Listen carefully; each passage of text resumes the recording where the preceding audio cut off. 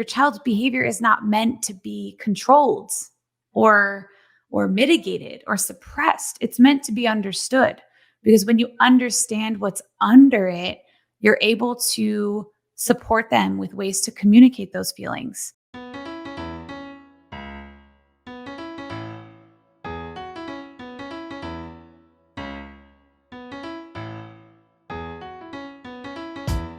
"83% of Americans identify as not very happy, which can hold you back and negatively affect your relationships and your business.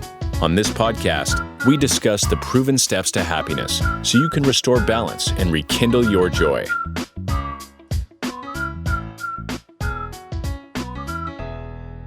Welcome, everyone, to another edition of How to Be Happier for Entrepreneurs.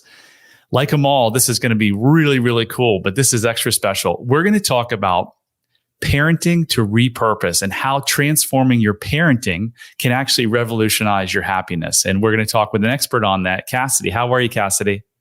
Hello, I'm so good. Thank you for asking. How are you?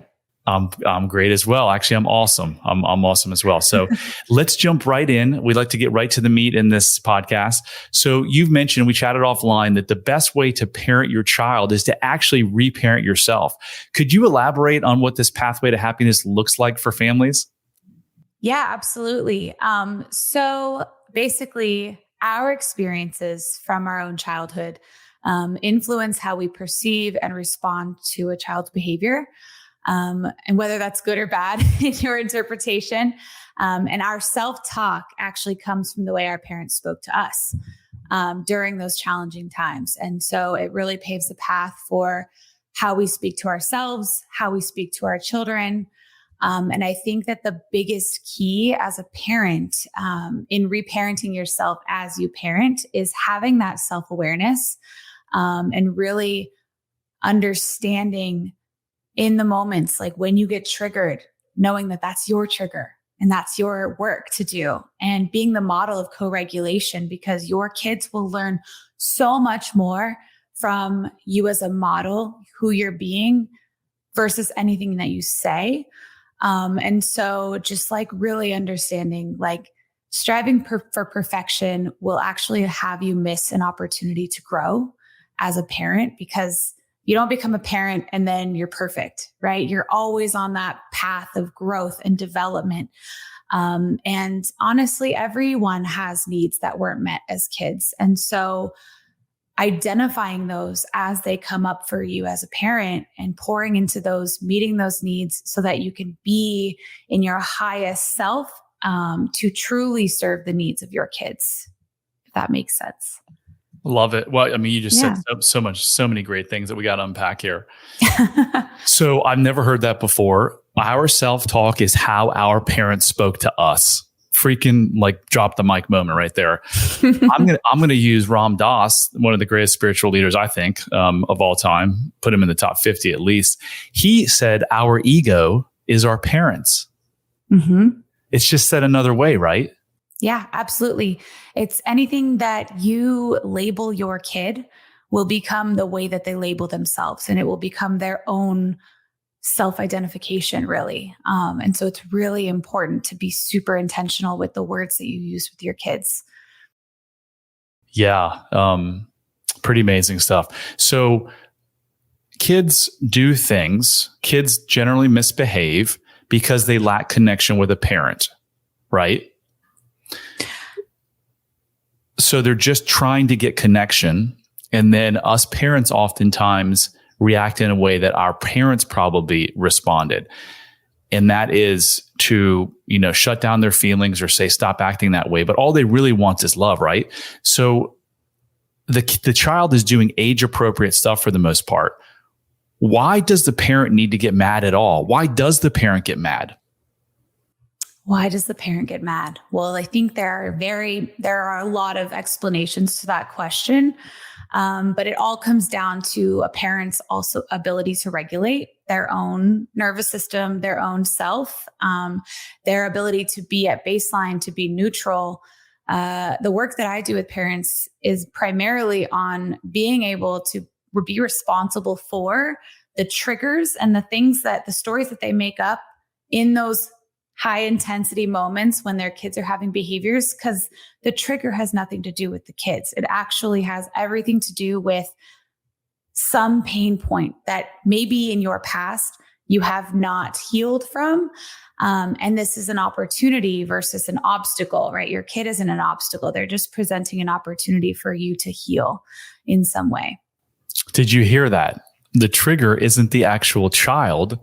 It is it's something inside of you that if you're 40 could have happened 35 years ago, but your subconscious mind actually goes in this fight or flight, and it goes back and grabs that because it thinks it's in a survival state. If you're in fight or flight, you're in survival, even if your kids are doing it. But what you're saying, Cassidy, is exactly the same things that can apply to any relationship, right? An intimate relationship or a business relationship. The trigger isn't the actual person and what they're doing, right? Correct. The trigger is always the guide for growth. The guide for growth. It shows us it's our internal alarm system. Just like when we have a temperature, it's like saying, hey, something's wrong. When you're triggered from anything, whether it's your child or the weather or whatever, right? That's your body saying, hey, you need to do some work. Do you find, because I see this repeatedly with my clients, and I probably did it, I'm sure I did it as a parent, that we repeat the same thing. So I'm dealing with clients now who have an issue because their parents were always gone, working. And as a 6-year-old, you can't say, oh, my mom and dad are gone because they're providing for the family. No, it doesn't work that way. Mom and dad are gone because probably something's wrong with me, right? Mm-hmm. So this is why my clients come to me with the issues. And then I ask them, are you doing the same thing? I was like, do you work a lot? Yeah. How do you think that's making your child feel? Oh my gosh, the same exact way it made me feel. And this is why I had to reach out to you for help. Do you see that a lot? I do. It's really a beautiful thing when a parent understands that they actually are the source of the climate of their home, right? And so any inner turmoil or stress or triggers that they're experiencing are amplified by kids, because that's what kids do. They just make things bigger. They're the fullest expression of life. So, yeah. So many families struggle with children's behavioral issues, which affects, as you just said, the overall emotional atmosphere at home and in their life, right? What's the first thing an overwhelmed parent should do? Oof. Well, this is every parent I work with. There's many things. First thing, just breathe, take a breath, and just identify that you are at odds with your child. That's the fact of the matter, is that you have somehow ended up on opposing teams. And at that point, it is your responsibility to regulate yourself. Because if you're dysregulated, if you're escalated, there's no way you're going to be able to soothe or calm or support your child. So Dr. Becky Kennedy, she's an incredible therapist who works with families. She talks about everyone is inherently good inside. And so in that breath, if you remind yourself, my child is good inside, I am good inside, and I get to support them in accessing their good. And I have to access my good first. So finding ways to signal to your body that you're safe, because I know that we'll talk about this a little bit, but for me, I grew up in a very unsafe environment. So my instinct is I'm unsafe. And so really finding those supports, whether it's grounding or rocking or breathing or anchoring, to take yourself out of fight or flight. Because that's really what's happening when a parent is overwhelmed. The overwhelm is all what's happening internally. Because once you are able to do that, then you can investigate. Because behavior is, I like to think of it as clues. Okay. They're clues that your child is giving you to indicate that there is a need that they are unable to communicate in any other way. So doing your investigation as a parent is exploring those internal needs, internal experience that they're having. There's a lot of stuff under the iceberg. The tip of the iceberg is the behavior, but underneath it, there's a lot of things that are happening, and your child's behavior is not meant to be controlled. or mitigated or suppressed. It's meant to be understood, because when you understand what's under it, you're able to support them with ways to communicate those feelings, and honestly start supporting them with the ability to understand what's happening in their body, which a lot of our grown-ups in this world don't even understand how to do. So you're setting them up for life with regulation and coping skills to really understand what led to that eruption, but it all started on the inside. And so it's really, obviously that's not instant because it takes a lot of practice. But like you mentioned, all your kids want is connection and unconditional love. And honestly, that's probably all you wanted as a kid, and maybe you didn't get it. And so, I think that a lot of parents struggle with that as well. Great stuff. So we're not going to have time to go over this today, but I created a tool that can help with this very thing that I call the Joy Regenerator, which took me 47 years to figure out what was going on inside of my body and my mind and how to process it. And one of the greatest gifts I'm giving my children now is to teach them how to process their emotions. So again, don't want to take away from Cassidy because she has such amazing information. But if you go to bradchandler.com/joy and download the Joy Regenerator, you'll get an email with a video that explains how exactly you do this. And this one tool can literally transform your relationship with your kids and your intimate relationship. So one of the things that struck me, Cassidy, when we talked before, because when clients come to me and they're like, my child has behavioral issues, can you work with them? I always go to the parent, because that's why they have most likely, probably 98% of the time, they have the behavioral issues is because of the child, right? Or because of the parent, sorry. I know my two kids had anxiety, and it was a direct result of myself and their mother. And you said something that was really different. You said that you're able to work with children and help them without working with their parents. Did I hear that right? And if so, can you speak a little bit more about that? So in my work with families, I offer multiple different ways of working with me. All of them will involve working with the parents, but I also add the option to work with the child, given all of my experience working with kids. But it's always going to be in partnership with the parents, because parents are the biggest teacher a kid will ever have. I don't care how many amazing teachers you had. You are shaped by your parents. So having the parents involved is really, really important. Okay. Yeah. So you mentioned your childhood. It was unpredictable. It was unsafe. And since then, you've devoted your life to helping kids who need extra care. Tell us about your personal story and how it shaped this unique approach to finding, family happiness. Yeah, I love it. I love that I'm able to talk about my story now in such an empowering way, because it really feels like a pain to purpose kind of scenario. And when I was a kid, it was really chaotic. I remember it being loud all the time. It was really unpredictable. I felt unsafe mainly because my parents were they did their best. I know they did their best. They all do. But there was just so much stress and pain and hurt, and they were arguing all the time. And it was just constant. It was like a war zone, right? And so I grew up in that panic. Like I felt like, and I did this work as an adult, realizing that I was living in constant fight or flight. So I was just always hyper vigilant and ensuring that, I didn't rock the boat. I didn't poke the bear, which had me end up as a big people pleaser as an adult. But I think that as an adult, I've always known that I get to be an advocate for kids because I didn't have one. And I started working with special education because it was a very vulnerable group of kids. And I was faced with a lot of behaviors. And it was also interesting to hear the way that people talked about behaviors, society, other teachers.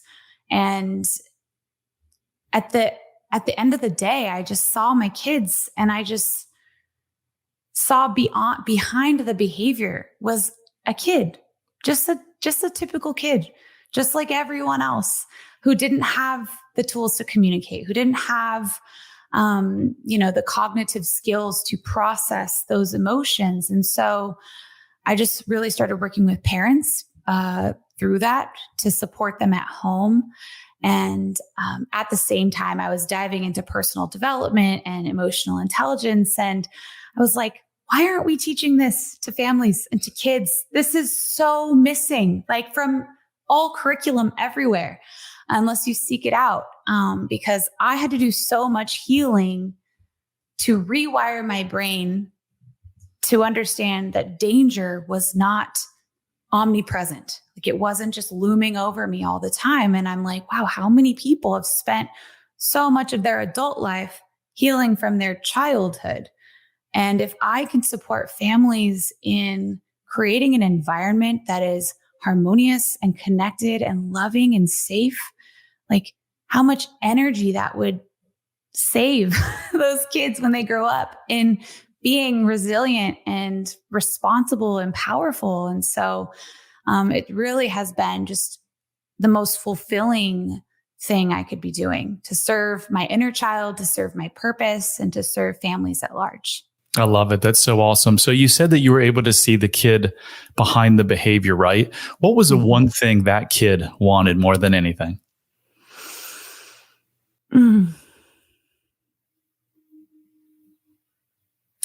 Acceptance. Because I worked with kids that were labeled as unteachable. I actually got that on an IEP once. This kid is unteachable. And It just rocked me because I'm like, you're a teacher. That's your job. Right. And the more they are labeled with the inability to connect, the inability to do, that's all they're receiving. Right. That's all they're receiving is the suppression, the rejection. And of course, they're going to lash out even more. They're angry, they're hurt. And so really creating an environment where I met them where they are and loved them where they are, it let all those walls come down. Like I potty trained a 7-year-old, it was like the first time their parents were like, wow, somebody gets her and they want her to win. So it was a really, really powerful time in my life for sure. And it gave me a lot of perspective.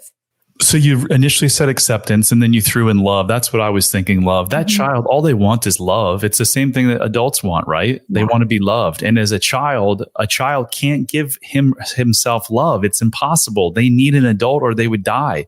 As an adult, though, you don't need another adult to give you love. You get the love from yourself. And when you can find that love inside yourself, because it's there, then you can start parenting your child, to a point where they are feeling safe. Because if that child grows up not feeling safe, and so many people do, how does it manifest, Cassidy, in adults? Like you mentioned it, you were in constant fight or flight. So how does that manifest? How does being in constant fight or flight or how did it in your life? I struggled to maintain relationships because I felt unworthy of love. I felt unworthy of real connection, true connection. I felt unworthy of being seen. There was a big fear that I would be abandoned or not enough if I was actually fully exposed.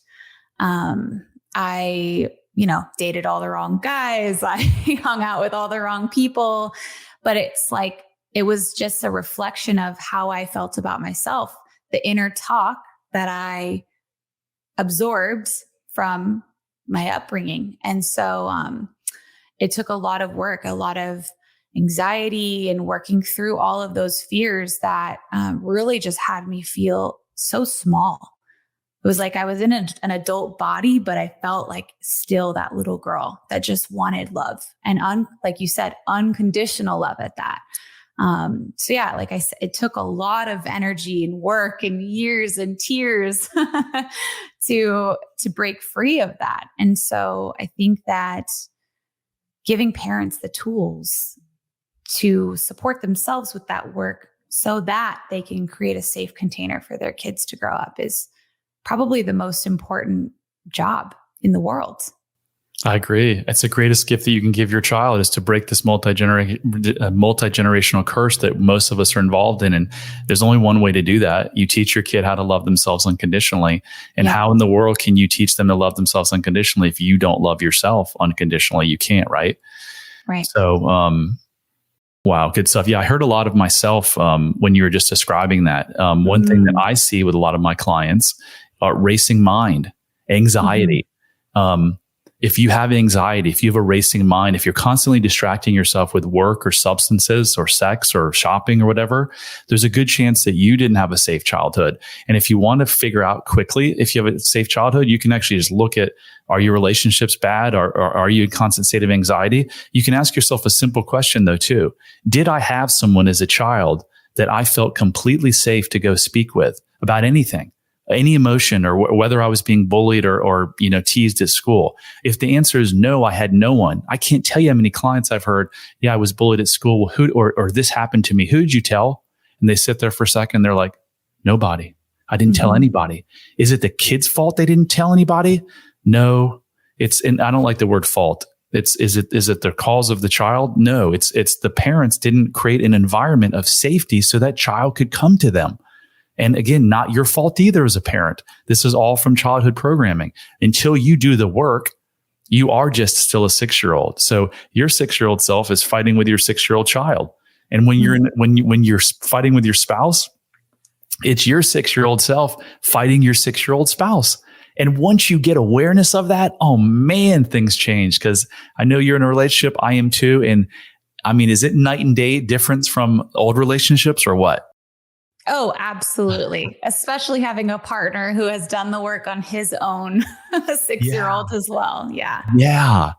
Yeah. So if you want to fix or heal your relationship, it's never about the actual relationship. It's the relationship that you have with yourself. That's the problem. So if you want to fix your marriage, just heal yourself. Heal yourself. So we touched on this a little bit, but you mentioned that children mirror back the part of us that we haven't yet healed, right? How can understanding this principle help parents in both their personal and actually their business lives? Well, it's interesting that we were just talking about this because, you said being in relationships in general will always trigger a part of you that didn't get a need met at some point in your life. Well, your kids are miniature versions of you.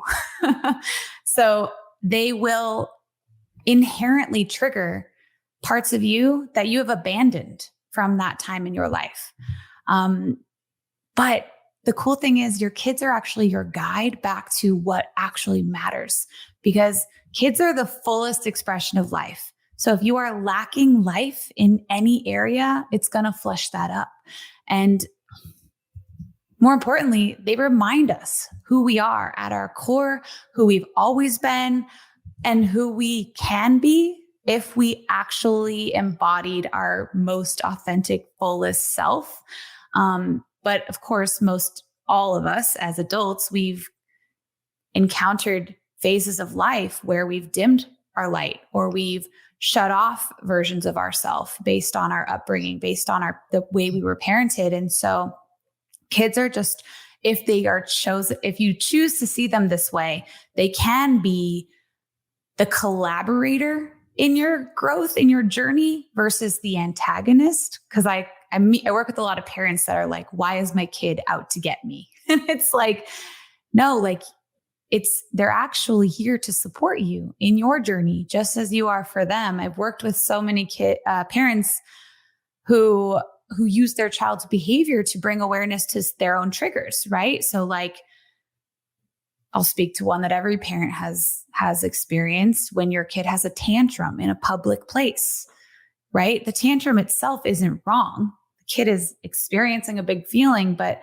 what is the story you're making up about it, right? There's like a fear of looking good, a fear of being a bad parent, a fear of not controlling your child, or whatever that is. And so just, if you choose to see your child as a mirror back to you with feedback of your gaps, your growth areas, the opportunities to heal, it could really serve in paving a path of harmony and healing. Yeah. Gabor says that oftentimes, the kid hears good kids don't throw tantrums, but what they really hear is bad kids or kids that throw tantrums don't get loved. And so what do? They shut down their authenticity and they stop being who they are because they've got to keep that attachment, where if they didn't have the attachment, they're going to die as children, right? Mm-hmm. Cassidy, why do we abandon parts? Why do we shut down parts of ourselves? I can speak to kids. So kids are going to amplify the parts of themselves that are celebrated by their parents, that are honored and acknowledged and loved.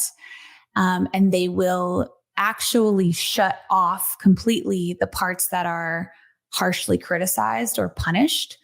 And sometimes because a kid doesn't know what about them is being punished, a lot of the time when they're being punished, they will intrinsically think that they are bad. And so they will, again, that's where the self-talk starts, the negative self-talk, that criticism of, oh, I can't do that.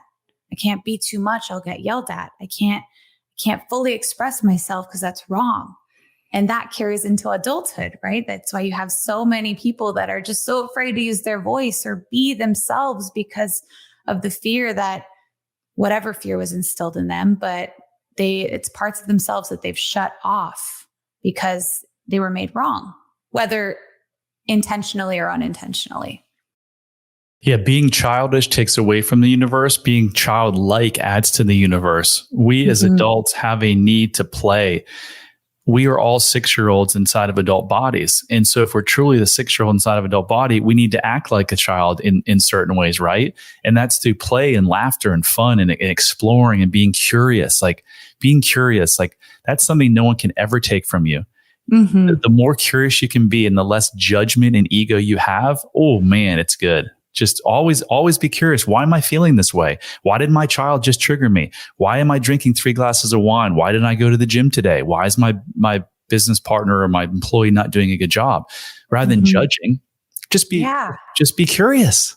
Yeah. Not from a place of blame or shame or guilt, but truly just to ask those questions, because you'll get under the surface, just like we're asking parents to do with their kids. You get under the surface of the behavior itself and you find a space that you maybe need to heal or work through. Do you do your work in person or is it virtual? I do both. I offer both. So I am located in Austin, Texas. So I work with clients in home here. But I do offer virtual services as well. So seeing that you do in-home support, you've witnessed a lot of child-parent interactions firsthand. Can you share a transformative client story that kind of exemplifies the power of the reparenting we've been talking about? Yeah, absolutely. So quite recently, actually, I was consulting with a family who their child it seemingly overnight started to develop these big behaviors that were undesirable. Of course, there was the obvious not listening, the hitting, the pushing, and they were just very much not characteristic of this child. And so I sat with them and we dissected the behavior itself, but we also dove into what the parent's interpretation of the behavior was, because there's the behavior in objective terms, and then there's the interpretation of the behavior as a parent, right? And so it's very interesting to experience that dissonance, because we look at the timeline and there had been so many changes that had taken place in this kid's life over the span of the last 2 years, which is half his life if he's 4. And so he started to experience all of these emotions without the tools to communicate that, get those needs met, to ask for attention and affection and just some freaking stability. And working with the parents on, that fear of being a bad parent, the fear of getting it wrong, which P.S. you cannot parent right. There's no right. And really training him to start acknowledging and validating those uncomfortable feelings, instilling communication supports that everyone was using in all areas of his life to continue identifying and sharing those big feelings and getting those needs met in healthy ways. And seemingly overnight, like it's only been, I think, a couple months, this kid is sharing his emotions, which at 4 is a big freaking deal because we have 40-year-olds that still are struggling with that. He's finding tools to cope with those emotions, and he's asking for support. Parents are celebrating him, creating space and time for all of the growth that they've created for themselves, that he's created. And you walk into the home and the entire energy, climate, temperature of the home is different. And Wow. It's warm and it's inviting and it's harmonious, which is why my program is called Harmony at Home. Oh, sweet. Yeah. So if you guys are struggling with child's behavior, your children's behavior, and you've tried things, there is a better way. So you mentioned behavior versus interpretation. Isn't that kind of the crux of like all trauma? I know Dr. Gabor Mate says the bad thing that happened to you as a child isn't the actual trauma. That's a traumatic event. The trauma is the interpretation and the meaning that you placed on that, right? Absolutely. I've heard it said, trauma doesn't happen to you. It's what happens inside of you as a result of the event. Yeah, absolutely. Yeah. So if you're a parent sitting there thinking like, I wonder if I have some of these programming issues, we kind of talked about how you can figure that out. I also developed this 12-question 3-minute quiz at bradchandler.com/quiz. Go take it. And if you score negative, lack of self-love or mild self-love, I promise you, as good of a parent as you think you are, you're definitely affecting your kids negatively to some degree. Again, not your fault, but with this quiz, you'll have awareness. So, Cassidy, such amazing information that you've shared with us. How can people reach you if they want to get more information or actually work with you? Yes. So I am actually launching the newest wave of my Harmony at Home one-on-one coaching program, where I support parents in taking a chaotic environment and transforming it into calm, connected, harmonious. But they can find me on Instagram at It's Cassidy Callan. They can also email hello@CassidyCallan. But right now, those are the two biggest ways to get a hold of me. And that's CassidyCallan. Yes, correct. So guys, if you like this show, I want to reach 1 million people. I want to give 1 million people this gift of what I have been able to, what I've gotten in my life, this gift of self-love and how it's radically changed my life. So if you'd help by sharing this message, liking it, doing a review, I'd really appreciate it. Cassidy, thank you so much for being a part of this amazing episode. Thank you so much for having me. This was such a pleasure. And that concludes another episode of How to Be Happier. And remember, love heals all. Bye now. Hit subscribe if you don't want to miss out on more life-changing content. And if you're struggling, you don't have to. Go to bradchandler.com/contact. There, you can join the Facebook community of like-minded entrepreneurs, and you'll see a button to schedule your freedom and happiness call. See you on the next episode.